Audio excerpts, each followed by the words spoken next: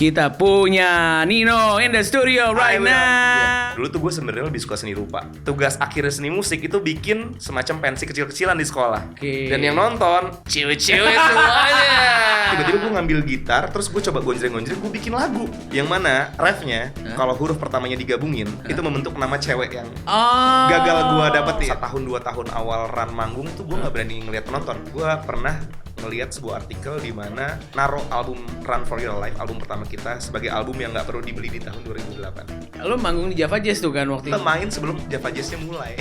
Hah? Sedikit bocoran, tapi Lali Ilmanino akan ngerjain sebuah soundtrack film animasi. Di beberapa lagu kita sering banget kita nyisipin doa di dalamnya. Gue pengen lagu ini didoain terus, ya gue masukin aja doa beneran ke lagu ini. Itu akan gue lakukan pada saat ini.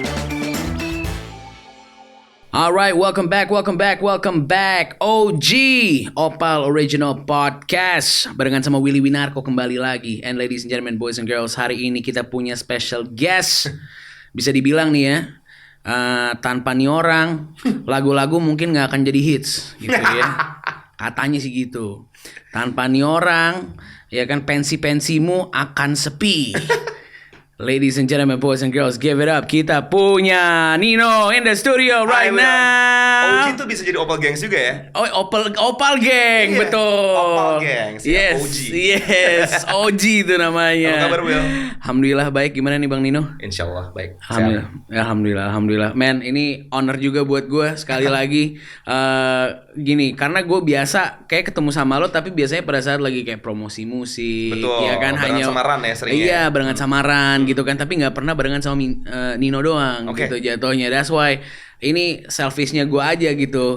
Asik karena kebetulan saya kan juga bikin musik gitu ya. Tahu dong. Iya, nah kebetulan ini jadi boleh belajar langsung gitu kira-kira gitu kan. Ada apa aja. Gak bisa ngajarin apa-apa. Kalau boleh sih tapi ya sharing-sharing dikit aja. Ayo kita gitu. ngobrol. Tapi yang gue pengen tahu yang pertama adalah history. Kalau kita ngomongin historical tuh, ini kenapa it's a very big honor buat gue juga karena gue inget tahun 2010 gue ngundang Ran ke SMA gua. Secara nggak langsung lo pengen ngasih tau kalau gue udah sangat tidak muda lagi ya sekarang. Lebih elonya OG gitu, itu loh. 2010 berarti lo masih SMA? Masih SMA tuh waktu itu tuh. Itu tuh berarti Ran tuh berarti udah berapa tahun ya kalau sekarang? Ran itu rilisnya pertama kali albumnya tahun 2008. 2008 ya itu pertama kali banget. Berarti itu udah 2 tahun. Jalan 2 tahun berkarir. Wah, udah 2 tahun berkarir. Itu berarti umur gue 21 kayaknya. Wah, gokil sih. Dan di situ juga gue ngerasa kayak wow. Pokoknya gini, gue udah tahu nih kalau datang pensi, kalau ada Ran, berarti cewek-cewek bakal cakep nih yang nonton nih gitu. Gue kayaknya kalau pada saat itu bisa swipe right, gue swipe right di depan stage gitu karena enak kan jatuhnya. Tapi apakah gue denger sih ya katanya lo juga bermusik gara-gara wanita gitu. Gue denger sih gitu, bener gak sih? Bener. Jadi dari kecil tuh gue nggak pernah punya agenda atau mimpi pengen jadi musisi. Dulu tuh gue sebenarnya lebih suka seni rupa. Seni rupa ya. Jadi dari kecil emang orang tua gue tuh mungkin pengen ngeliat nih anak minatnya kemana sih. Jadi gue sering diikutin lomba. Tapi lomba yang sering gue ikutin adalah lomba lukis. Dimana ternyata cukup oke sih. Sering dapat piala walaupun mungkin nggak selalu juara, tapi ya juara harapan, juara 3 gitu. Jadi kecintaan gue terhadap seni itu diawali dengan seni rupa. Sampai suatu ketika di SMA, kebetulan sekolah gue tuh menuntut anak-anaknya tuh memilih. Lu nggak bisa ngambil dua-duanya, men. Lu kalau misalnya pengen seni rupa atau musik, lo harus pilih salah satu. Oh, cuma satu bolehnya. Gitu. Dan gue ngerasa, dari kecil gue emang sukanya seni rupa. Nggak pikir panjang, gue pasti pilih seni rupa karena nilainya udah pasti bagus. Gitu. Berarti itu gambar, ngelukis kayak gitu ya. Nah, one day ada ujian nih. Ujian seni kan pasti kan lo bikin pameran. Iya. Sementara tugas akhirnya seni musik itu bikin semacam pensi kecil-kecilan di sekolah. Jadi tempat gua pameran itu ada di lantai 3. Ngelihat ke bawah tuh di selasar bawah di lapangan basket ada panggung, teman-teman gue yang seni musik lagi pada ngeband. Wah, Dan yang nonton cewek-cewek semuanya. Betul. Detik itu juga gue langsung ketemu sama kepala sekolah, gue bilang, "Pak, saya mau pindah ke seni musik." Terus ditanya dong, "Emang kamu bisa seni musik?" Enggak. Tapi sebelumnya nggak ada tuh background kayak lo ngeles apa kayak nyanyi apa gitu nggak ada berarti ya. Nih gue ceritain kelanjutannya ya. Gue udah mulai lah belajar seni musik, nanya sama teman, G gimana, chord C gimana. Terus gue setiap hari semenjak hari itu selalu bawa gitar ke sekolah. Wah udah Karena gue pasti. pengen ngebut banget nih, gue pengen bisa ngimbangin teman-teman gue gitu. Yang udah pada jago-jago nih. Yang pada sebelumnya. jago-jago. Di tengah jalan gue lagi belajar musik, gue kan pasti kan nyari referensi kan lagu-lagu cinta gitu ya. Yes. Nah, dilalahnya gue di saat yang bersamaan suka sama salah satu teman gue lah di sekolah. Gitu. Gue deketin nih. Gue tahu nih bakal kemana nih kayaknya aja nih. Oke lo deketin terus. Gue deketin, ya prosesnya beberapa bulan. Terus gue ngerasa gue udah deket. Oke. Tapi mungkin dia ngerasanya nggak dideketin ya. Itu kita nggak pernah tahu. Iya. Yang jelas tiba-tiba suatu hari hubungannya merenggang. Siap. Even sebelum nembak. Oke. Jadi kayak, wah udah diblokir dulu nih jalan gue. Iya. Sedih lah gue. Iya. Waktu gue pulang ke rumah lagi bersedih, di sebelah gue ada gitar. Entah kenapa rasa sedih itu tiba-tiba gue ngambil gitar, terus gue coba gonjreng-gonjreng, gue bikin lagu. Oke. Untuk pertama kalinya di dalam hidup gue. Wow, di situ tuh. Itu nggak tahu kenapa buat gue kayak, terapi gue untuk menghilangkan rasa sedih ini ternyata seru juga ya dengan bikin lagu. Gue bikinlah sebuah lagu. Yang mana, ini lagu pertama gue ya. Iya. Yang mana refnya, kalau huruf pertamanya digabungin dari atas ke bawah, itu membentuk nama cewek yang gagal gua dapetin. Namanya Ayunda. Oke, berarti Ayunda tuh ya. Jadi dijajarin. Ayunda, terus kayak refnya kalau satu kali puter kurang, gue tambahin nih bawahnya. Iya. Itu membentuk sebuah kata lagi. Apa? Manis. Jadi Ayunda manis. Sampai sekarang gue masih temenan sama Ayunda. Gila gitu tuh, gila. Iya. That's crazy. Jadi berarti lo nggak ada background musik sama sekali awalnya, belajarnya juga. Nggak ada. Berarti recordingnya juga sama Asta sama Rai pada saat itu. Sisanya learning by doing aja sih. Semuanya. Iya. Jadi emang cukup mengagetkan secara teknis ya waktu pertama kali Randa muncul gitu ya. Gue itu belum punya mental bahwa gue ini adalah penyanyi. Mental bahwa gue seorang musisi. Jadi setahun 2 tahun awal Ran manggung tuh gue nggak berani ngelihat penonton. Gue lebih banyak ngelihat drummer gue. Oh gitu. Jadi penonton lihat punggung. Iya. Tapi gue tetap gue bersyukur banget diketemuinnya tuh sama Tuhan, sama Rai sama Asta gitu ya. Mereka selalu nyemangatin gue untuk bisa yuk gitu. Bahkan dulu tahun 2008 waktu album Ran pertama keluar, saking kita bener-bener ya, mungkin bukan saking kita ya, saking gue tuh bener-bener nggak punya nyali buat manggung. Gue pernah ngelihat sebuah artikel di mana sebuah majalah nih ya, majalah anak muda naruh album Run for Your Life, album pertama kita, sebagai album yang nggak perlu dibeli di tahun 2008. Beneran ada itu? Beneran ada. Ya, terus abis itu bener-bener gue juga, nama gue pun disebut sebagai kayak penyanyi yang nggak siap panggung gitu. Ada. Kalau obstacle awal itu aja nggak bisa gue lompatin, betul, gue nggak akan bisa ngelompatin yang lebih tinggi lagi gitu. Dan ini nggak akan pernah selesai sih menurut gue. Di depan sana pun masih akan lebih banyak lagi gitu. Ya, yang mungkin ada leap-nya lagi yang harus mungkin lebih tinggi lagi gitu kan, yang harus diambil. Tapi ya I guess that's life ya, ternyata prosesnya itu nggak. Ya gue bisa bilang tapi proses lo itu lancar gitu loh. Itu ya mungkin yang dilihat sama orang gitu ya. Tapi kan banyak orang tuh cuma ngelihat kayak, wih enak ya lo sekarang main musik dapat duit. Tapi mereka nggak pernah tahu di balik itu perjuangan gue untuk bisa nyaman di atas panggung, untuk bisa menciptakan lagu yang enak didengar, untuk bisa berkompromi sama teman-teman di dalam grup musik gue. Karena bikin lagu bersama dan bikin lagu sendiri, it's a totally different thing ya. Asli. Lo tuh harus bisa compromise banget sama teman-teman lo gitu. Lo harus bisa menjembatani mau lo dan mau temen lo. Supaya ini bisa jadi lagu yang sama-sama dirasakan milik bersama gitu. Betul. Ya nurunin ego dikit gitu kali ya jatuhnya bersama-sama. Si artikel itu menurut gue adalah satu kejadian yang walaupun sakit ya pas gue ceritain, pasti kalian semua bisa merasakan. Lumayan sih jatuhnya, karena dibilangnya beneran lo jangan berusaha dibeli. pengen jadi musisi yang hebat, tapi belum jadi hebat pun lo udah digampar dengan artikel pedas gitu.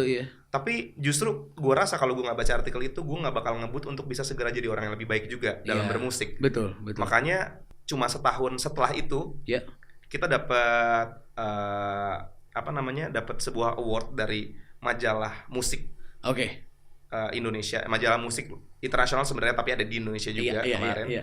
Sempat ada di Indonesia juga. Kita dapat award tuh New Kids on the Block kayak Best Rookie gitu. Jadi, itu ya.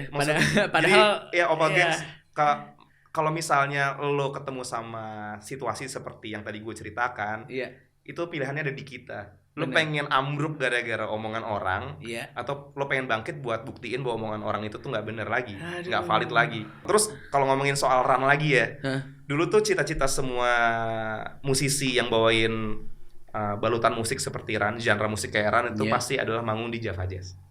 Ini lo Iya kan kan? juga lo manggung di Java Jazz tuh kan waktu itu Gue kan sempet sebagai main di Ran. Java Jazz. Bahkan even sebelum albumnya dirilis, kita itu ini lucu ceritanya. Jadi Iya. gue Rai sama Asta lagi di kamarnya Asta, di studionya Asta Iya. gitu. Terus tiba-tiba pengumuman menangkan kesempatan tampil di panggung Java Jazz.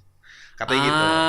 Kita kan belum punya album nih, jadi Belum. kayaknya susah lah kalau misalnya pengen tiba-tiba dikontak, main yuk di Java Jazz gitu. Iya. Ada nih sayembaranya, kita ikutan lagi, kirim demo, Iya, ternyata lolos dan tuh. dapat kesempatan buat tampil. Refresh. Keluar nih schedule Java Jazz gitu. Java Jazz baru mulai jam 5. Terus kita dikabarin sama panitia penyelenggaranya, mainnya jam berapa? Jam 3, bro. Jadi kita main sebelum Java Jazz-nya mulai. Hah? Tapi ternyata ya udah untuk acara itu aja. Jadi abis selesai manggung, Iya. kita diusir sama satpam.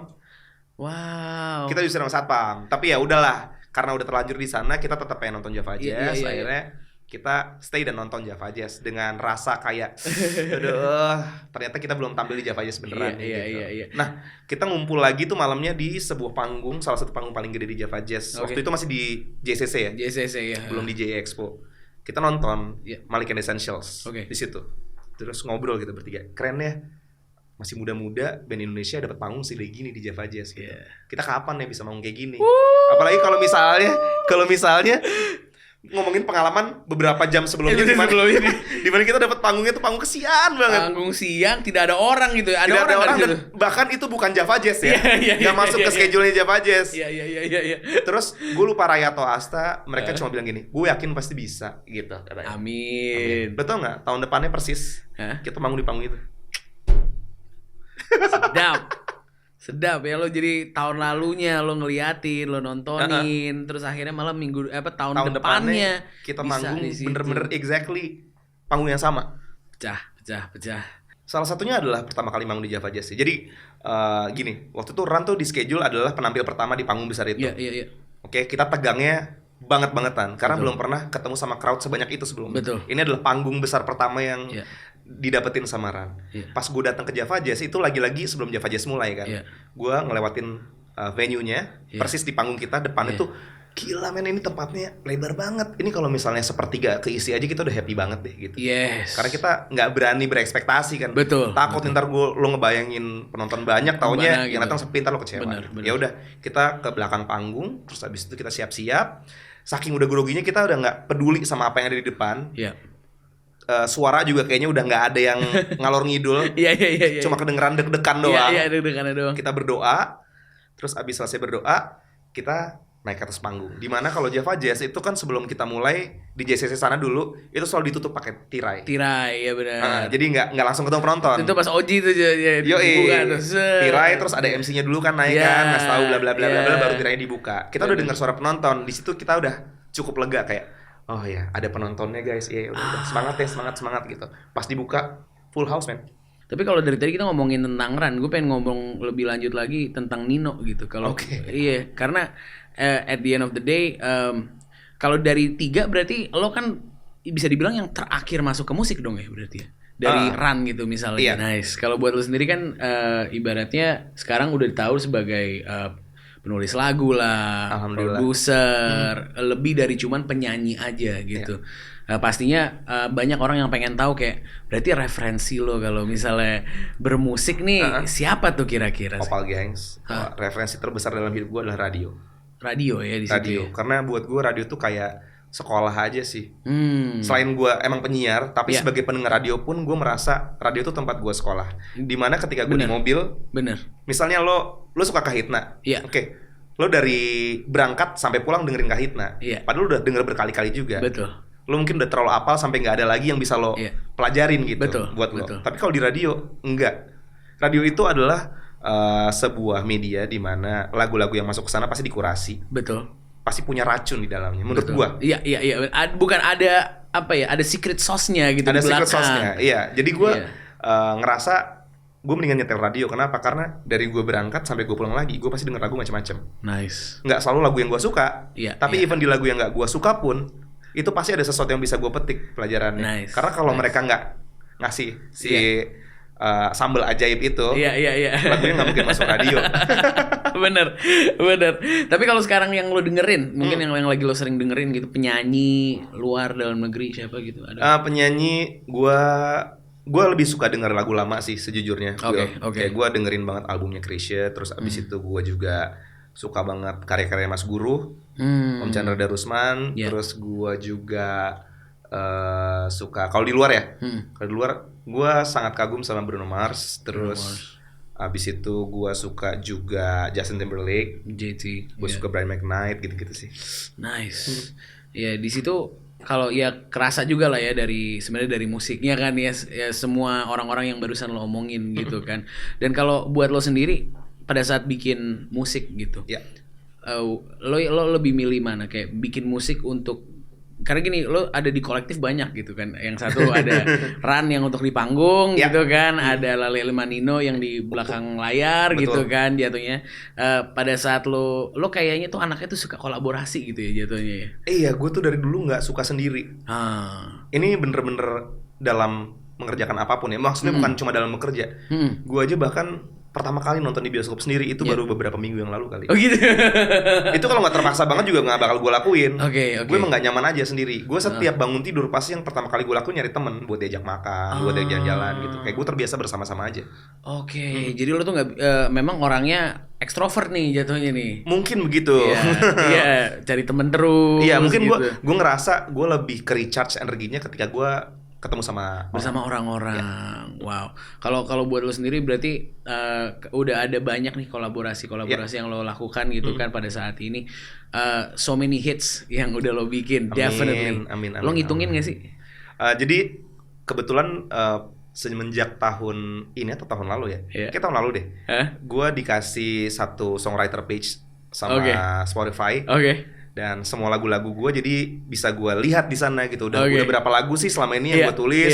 Udah berapa banyak sih jumlah pendengarnya gitu. Kalau terakhir kali gue cek, gue itu sampai hari ini udah nulis 151 lagu. 151 lagu.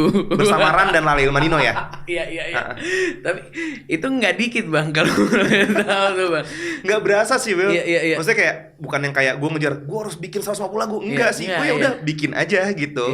Dan ternyata sudah 151 lagu. Mau gue bukain. Maksudnya mau dibukain. Bukan, maksudnya biar lo boleh deh. Gue ngecek ya, maksudnya maaf ya Opal nggak salah ya. Iya, ini gue lagi selfish nih, maaf nih. Ini ada seseorang yang lumayan bisa gue pelajarin dikit gitu loh. Nah, bener kan? Sosnya bener. Coba gue lihat. 151. Tuh, 151 lagu tuh guys. Kalau di sini sih gue lihat yang pertama ada Pelangi Hi-Fi 73 juta ya kan. Remaja Hi-Fi 70 juta. Aduh, Tak Ingin Pisah Lagi Marion Jola. Terus Dekat di Hati baru Ran berarti itu yang keempat nih ya. 1, 2, 3, 4 dari total streams berarti itu Ran tuh yang keempat nih. Karena kita jadi tahu pergerakan dan kan yang paling kita pengen tahu dari rilisnya karya yang kita ciptakan tuh sebenarnya bukan, it's not about the number sih, tapi lebih kayak angkanya itu merefleksikan seberapa besar orang-orang menghargai karya kita kan. Gitu. Jadi gue tuh bukan yang kayak 70 juta streams gitu, enggak sih. Tapi lebih kayak ya alhamdulillah ya ternyata nggak sia-sia tuh proses pengerjaan lagu kita gitu. Dan emang banyak banget respon-respon orang yang sebenarnya jauh melebihi apa yang tadi gue kasih lihat ke lo gitu. Buat gue impactnya kayak dibanding orang kayak bilang keren kak udah 1 juta pendengarnya, keren kak udah berapa juta pendengarnya. Gue beberapa kali sempet kayak dapet DM dari orang. Jadi gue sama Ran pernah bikin lagu. Jadi ini adalah lagu Ran yang diciptakan oleh guanya bersama Lale Manino. Jadi yang bawain Ran, yang nyiptain Lale Manino. Itu sejauh ini tuh satu-satunya karya yang gue bisa gabungin dua kolektif gue jadi satu gitu. Dan featuring sama Hindia waktu itu. Judulnya Si Lemah. Gue bikin 10 kali judulnya Si Lemah. Nah, gue malah kaget dapat respon dari salah satu pendengar. Dia tiba-tiba ngirim DM gue, bilang katanya thank you banget udah menciptakan karya ini kak. Karena beberapa hari yang lalu gue baru aja memutuskan untuk attempt suicide. Dan setelah karya ini keluar, gue nggak jadi. Jadi kayak buat gue banyak banget hal yang lebih besar daripada angka di dalam berkarya. Salah satunya adalah ini. Bener. Gue mungkin waktu bikin lagunya, ya emang lagunya ceritanya tentang ini ya, tentang menerima kelemahan. Tapi kayak waktu itu gue lebih kayak mikir ya udah, moga-moga ini bisa jadi teman mereka setiap mereka ngerasa lemah aja. Tapi gue nggak berpikir bahwa ternyata nada kata yang ada andil guanya ini bisa bikin orang sampai ngebatalin rencananya dia untuk bunuh diri gitu. Jadi kayak sebesar itu power dari sebuah karya. Itu yang bikin gue tetap ngerasa kayak gue pengen berkarya terus sampai gue mati. Karena lo nggak akan pernah tahu, mungkin lo bikin lagunya bercanda, tapi jauh di luar sana ternyata orang yang mendengarkan tuh memaknai karya itu dengan sangat dalam gitu. Gue ngerasa emang sih that's crazy. Tapi yang lo barusan omongin itu bener sih. Kadang-kadang kayak kita tuh terlalu mikirin numbersnya yang besar. Ya itu sih yang gue lihat kayaknya. Gue ketemu sama beberapa musisi yang kerja sama bareng sama Lale Ilmanino, yang bisa dibilang generasinya tuh generasi sekarang gitu, jauh lebih muda daripada kita. Kayak kalau dulu tuh Ran waktu pertama kali rilis lagu, kita nggak akan pernah tahu berapa banyak orang yang udah denger lagunya kan. Iya benar. Kita ngerasain aja gitu, impactnya di lingkungan tuh gimana gitu. Ntar kalau misalnya kita jalan tiba-tiba ada yang nyamperin, Kak Ran ya, lagunya enak banget Kak gitu. Itu berarti, oh alhamdulillah, berarti lagunya berhasil gitu. Kalau sekarang mereka per detik tuh bisa mereka rilis ya, lo juga ngerasain pasti kan lo rilis lagu, lo langsung bisa melihat real time-nya tuh pergerakan pendengarnya berapa banyak gitu. Dan menurut gue itu kayak gue nggak pengen sebenarnya si teman-teman kita yang masih muda ini tuh terlalu terpaku sama yang itu gitu. Karena menurut gue ya numbers one thing penting buat gue itu tetap penting buat ngukur. Cuma jangan jadikan numbers itu segala-galanya. Karena ketika lo menjadikan angka itu segala-galanya, menurut gue drive lo untuk berkarya tuh udah nggak pure untuk berkarya sih. Siap Pak dosen, siap. Tapi that's real. Harus belajar pelan-pelan buat misahin lo sebagai musisi yang tuntutannya adalah berkarya ya pure buat berkarya, tapi secara bisnis lo kan bermusik kan berkarya dulu, bisnis kemudian kan. Jangan pernah bikin angka ini ngerubah diri lo jadi musisi yang bisnis dulu berkarya kemudian. Iya lagi, bener lagi. Iya kan, dua-duanya penting. Tapi menurut gue secara skala prioritas berkarya nomor 1 sih. Karena lu tuh seniman bukan bisnisman. Gila Opal geng, lo nggak tahu seberapa gitu. Bingung ngomongnya. Ketika lo bikin karya yang emang udah dari hati banget, emang bener-bener itu yang pengen lo sajiin nih ke masyarakat gitu. Itu ntar rezekinya pasti ngalir aja deh. Bener. Gitu. Gue percaya itu karena gue adalah perfect example bahwa gue ini orang yang bener-bener nggak punya rencana bermusik loh di dalam hidup gitu. Tapi ya udah, gue cuma modal semangat aja. Kalau misalnya kita ngerjain ini dengan setengah hati, terus abis tuh jadinya nggak bagus untuk si musisi yang emang bikin lagu sama kita ini, karirnya bakal benar. Ya jalannya susah. They put a lot of effort. Maksudnya mereka memasukkan banyak hope ke lo sebagai produser, sebagai kolektif gitu kan. Jadi gitu, gue pengen juga shout out buat teman-teman pencipta lagu. Kalian semua luar biasa sih. Karena menurut gue itu adalah tugas yang nggak simple. Emang simple. Gue tuh sebenarnya bikin Lale Ilmanino kepengen banget juga Opal Gangs terutama. Jadi lebih menghargai keberadaan pencipta lagu sih. Karena menurut gue dulu di Indonesia tuh budaya untuk membaca song credits tuh masih rendah banget. Betul. Orang tuh cuma tahu ketika lagunya keluar yang bawain siapa, ya udah itu lagunya dia gitu. Artisnya aja itu. Dan emang nggak bisa dipungkiri pasti karyanya akan melekat ke artis yang membawakan. Artis tersebut. Tapi gimana caranya kita bisa ngebangun budaya untuk menghargai bukan budaya. Gimana caranya kita bisa bikin orang lebih aware sama yang namanya royalti segala macam kalau mulai dari dengerin lagunya aja, pencipta lagunya tuh udah ketutup sama bayang-bayang yang lain gitu. Makanya gue bikin grup pencipta lagu ini adalah ya udah gue pengen bikin lagu tapi gue pengen nongol juga. Nah, as a performer, tetap sebagai pencipta lagu, tapi gue pengen ngasih tahu sama dunia bahwa kayak ini karya gue, yang bawain Willy misalnya, gitu. Itu juga poin yang boleh juga gue lihat tuh, karena banyak banget orang yang mau lagu dibikinin sama Lale Ilmanino gitu, sebanyak itu gitu, pasti di luar sana. Lo ada kriteria sendiri nggak kalau buat itu? Nggak ada sih, selama waktunya bisa masuk sama timeline Lale Ilmanino, kita pasti akan mencoba untuk ngerjain gitu. Tapi pokoknya kalau di titik sekarang kita udah nyerahin semua itu ke manajer. Oh gitu. Yoi. Jadi Oke. kalau misalnya emang ada request, Oke. itu pasti akan sampai di manajer dan biasanya urusan per timeline dan segala macam mereka Iya. ngaturin.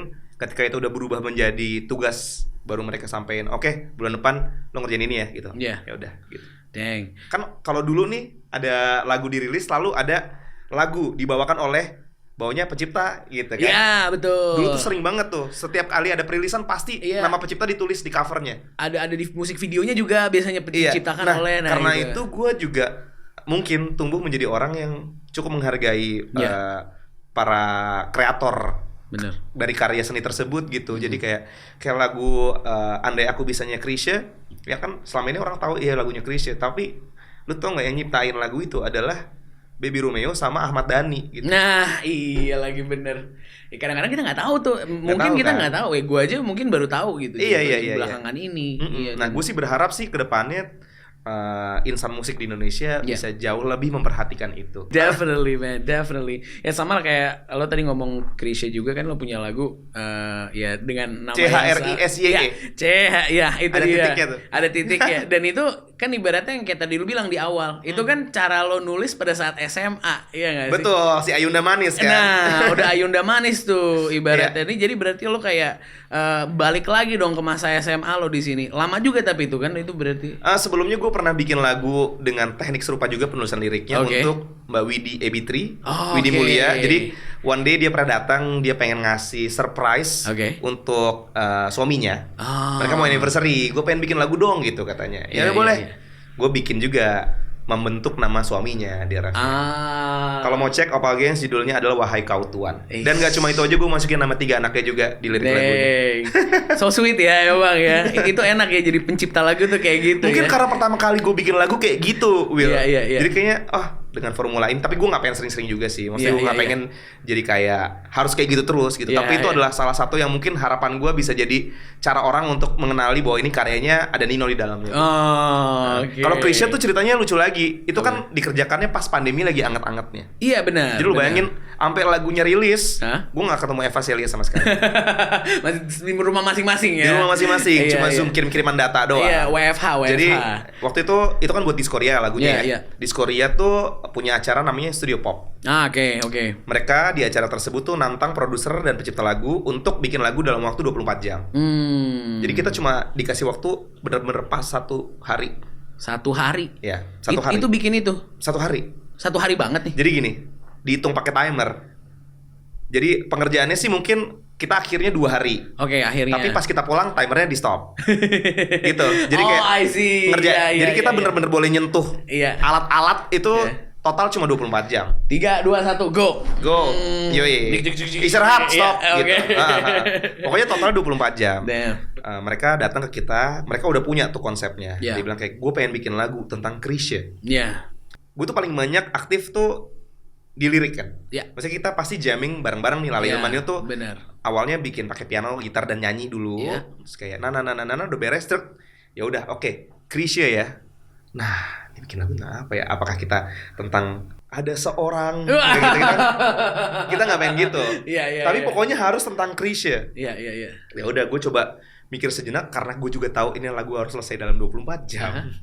Gue langsung putar otak, oh mungkin awalnya nih sebelum ada si hurufnya digabung jadi Chrisye, mungkin gue bisa merangkai judul-judul lagunya Chrisye menjadi sebuah cerita yang baru.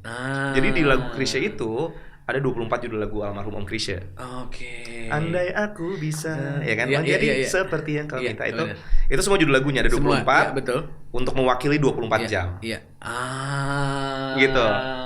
Jadi gue bikin cerita baru dari rangkaian judul-judul lagu itu. Tapi kayak ini orang biar lebih tahu kalau ini lagu Chrisye, karena ya ini yang denger nih udah jelas Gen Z ya. Iya, betul. Gitu. Kita nggak bisa ngukur juga mereka tahu Chrisye sampai segimana gitu. Iya, Ya udah. benar.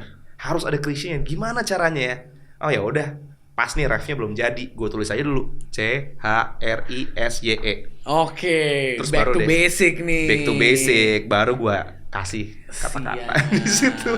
Nah Iya. nanti sedikit bocoran, belum bisa di-spill terlalu banyak, tapi Lali Ilmanino akan ngerjain sebuah soundtrack dari sebuah film animasi Oke. yang akan tayang tahun 2023.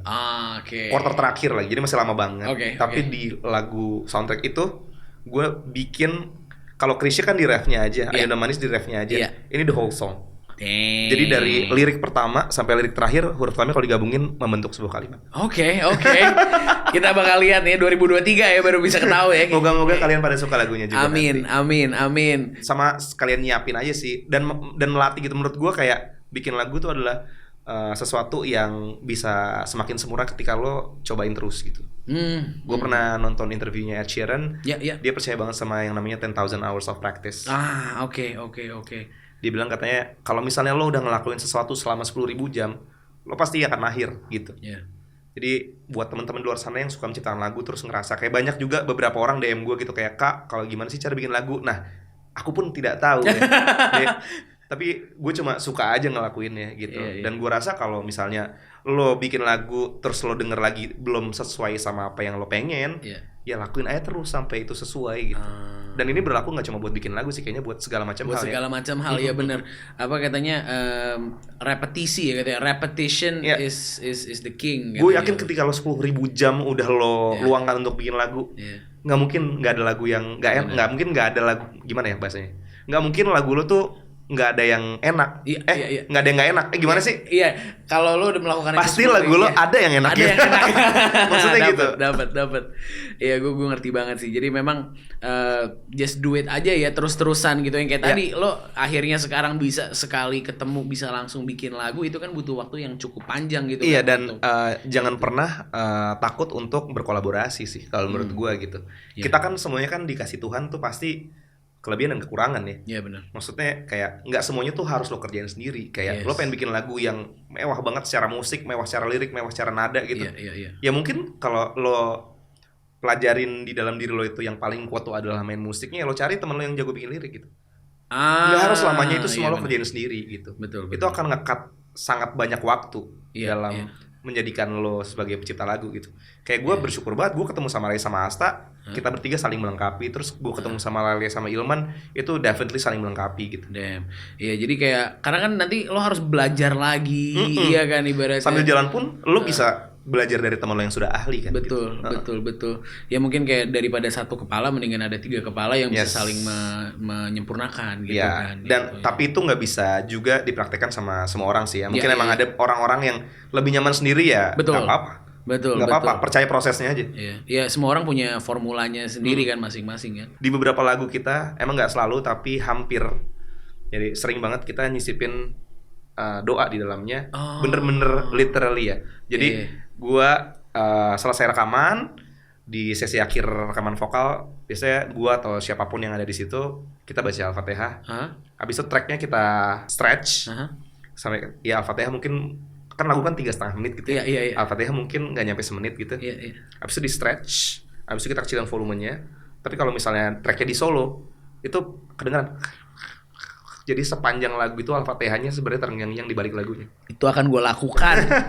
Itu pertama kali gue lakuin karena terinspirasi dari vokal director yang sering banget bantuin Ran, namanya Mas Irfnat. Dia bilang dulu Mas Pongki Barata di Akustik, dia pernah ngelakuin itu di salah satu lagunya. Terus gue kayak bener juga ya. Kalau misalnya gue pengen lagu ini didoain terus, ya gue masukin aja doa beneran ke lagu ini. Itu akan gue lakukan pada saat ini. Mungkin musisi-musisi di luar sana mendengar ini akan melakukan hal yang sama. Kepercayaan masing-masing guys ya. Benar. Wah, gokil di sini. Kayak dekat di hati itu di baliknya ada Al-Fatihahnya. Oh gitu. Ada. Wow. Tapi nggak akan kedengeran karena kan kompleks ya aransemen ya. Dan ini juga dikecilin dan itu di stretch. Jadi sebenarnya soalnya cuma kayak cuma gitu doang. Tapi at least ada di situ, ada bumbunya di situ ya. Tapi ya itulah surah Fatihah dalam 3,5 menit. Wow. Lo juga ada 2 dunia gitu, misalnya Ran kayak gini, Lale Manino kayak begini. Gue kayaknya ada beberapa dunia deh. Iya, atau enggak yang bisa nyebut diri gue amfibi. Iya benar. Jadi kayak iya. pagi gue siaran. Iya. Gue tuh dapat jam siaran pagi kan di radio gue gitu. Jadi kayak bangun pagi untuk siaran. Dan since ini adalah siaran pagi, nggak mungkin gue ngomong dengan tone segini. Nggak mungkin, harus. Gue harus kayak gini nih. Gitu. Betul. Every morning. Monday to Friday. Terus beres gue siaran, gue biasanya udah dibutuhin di kantornya Ran misalnya, kayak gue ketemu sama Rai sama Asta, ngebahas kantor, ngebahas project kedepannya apa. Terus kemudian di beberapa kali waktu dalam seminggu gue nge-host di acara podcast gitu ya. Beres itu gue ke kantornya Lale Manino. Biasanya menyelesaikan hari biasanya di kantor Lale Manino. Kita bikin lagu selesai maghrib sampai waktu yang tidak bisa ditentukan. Yang biasanya itu berakhir pukul 3, pukul 4. Wow, tiap hari tuh bisa tuh kayak gitu? Ya 3-4 kali seminggu. Jam 6 gue udah hai udah gitu lagi. Lumayan keras ya berarti ya hidupmu ya jatuhnya. Tapi keras atau enggak itu tergantung lo memandangnya gimana. Menurut gue dikasih kesempatan sebesar itu membuktikan bahwa sebenarnya gue dikasih hidup yang sangat lembut sama Tuhan. Kalau misalnya Tuhan sudah begitu lembut memberikan segala macam kesempatan, kenapa gue harus menganggap dunia itu keras? Itu dia. Gue Ya kan? bingung. Tinggal dijalanin aja, men. Ketika lo, orang pasti sering banget yang nanya gitu kayak, lo kapan tidurnya sih? Oke, lo tidur 8 jam sehari kan? Ya kan? Tidur mungkin dari jam 10 sampai jam 6 pagi gitu. Betul. Nah, gue juga 8 jam sehari. Tapi gue cicil. Jadi kayak misalnya in between, gue dari siaran menuju ke kantor nyaran ya gue tidur di mobil. Terus kemudian dari mana ke mana ya gue tidur lagi. Oke. Gitu. Tapi lo tau nggak? Bentar lagi tuh apa? Kan tadi lo bilang kan, lo siaran, lo ke kantor Lale Manino, ke kantoran dan lain-lain gitu. Bentar lagi ada kantor baru nih kayaknya. Di sini. Katanya sih bakal jadi star editor nih. Aduh.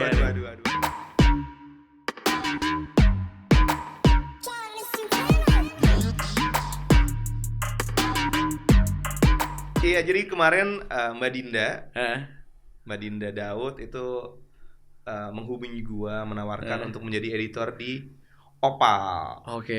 Menurut gua tuh tapi star editor tuh kayaknya kurang tepat sih. Karena buat gua starnya sebuah media itu adalah yang menikmati artikelnya, para pendengarnya, para pembacanya sih starnya. Kita editor aja sih. Tapi pas ditawarin jadi editor kayaknya sesuatu yang ini belum pernah gue coba gitu. Gue dari dulu tuh selalu kayaknya kalau gue lihat-lihat gue tuh selalu kemakan sama peluang-peluang seperti itu deh kayak. Dan selain karena emang gue penasaran dan tertarik banget untuk bisa memberikan berita-berita yang baik lewat Opal, tapi gue juga berpikir kayaknya Indonesia itu kebiasaannya tuh selalu tertarik sama berita-berita yang lebih ke area negatif gitu. Betul. Iya nggak sih? Betul. Tanpa kita sadari ya. Kayak kita pun sebenarnya kayak ketika lo dapat berita bahwa misalnya seorang atlet atau seorang musisi berprestasi, ya udah lo akan ngasih tahu itu gitu aja. Tapi once itu misalnya kayak skandal dari seorang atlet atau seorang musisi, lo pasti kayak lo tahu nggak? Itu waktu gue ngobrol sama Mbak Dinda, dia cerita Opal tuh pengen menghadirkan hal-hal yang positif gitu. Ya buat gue ini selaras sama apa yang gue harapkan hadir lewat sebuah media di Indonesia sih. Gue kepengen juga bisa menjadi agen perubahan tersebut. Amin. I think that's what Opal stands for sih sebenarnya ya. Tapi terima kasih banyak. Thank you banget, Will. Thank you for the sharing. Terima kasih. Kesempatan ngobrolnya. Yoi. So that was OG Opal Original Podcast. Jangan lupa subscribe. Jangan lupa juga menunggu karya-karya dari Nino, dari Ran, Lale Manino, dan pastinya it's a great honor and welcome to the team, definitely. Yes, right? Yeah, man. Thank you. Kita bakal lebih sering ketemu lagi abis ini ya. Amin. Okay. Alright, ladies and gentlemen, boys and girls, Opal Gangs, we'll see you later. Opal Gangs, jangan lupa berbuat baik hari ini.